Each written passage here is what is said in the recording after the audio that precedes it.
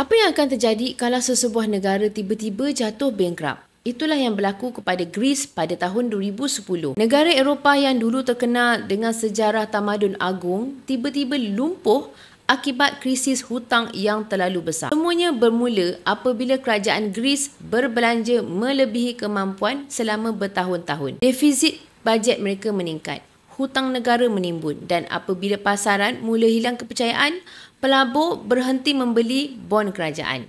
Greece hilang punca dana untuk terus beroperasi. Mereka cuba diselamatkan oleh Kesatuan Eropah dan IMF, tapi dengan syarat yang ketat.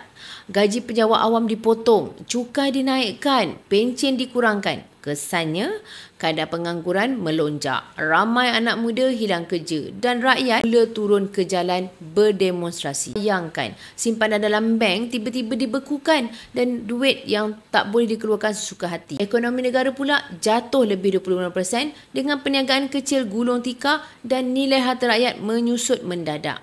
Krisis Greece menjadikan pengajaran besar kepada dunia apabila sistem kewangan runtuh, yang tinggal hanyalah aset sebenar. Dalam keadaan itu, siapa yang pegang emas fizikal macam ni, dialah yang masih ada nilai sebenar di tangan. Emas tak bergantung kepada bank, tak boleh dicetak sesuka hati dan nilainya diiktiraf seluruh dunia.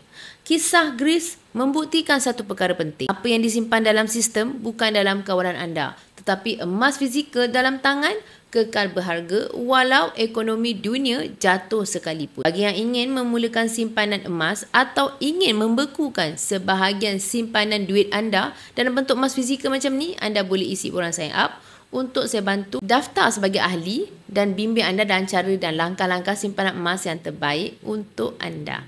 Emas, pasport kekayaan kita semua.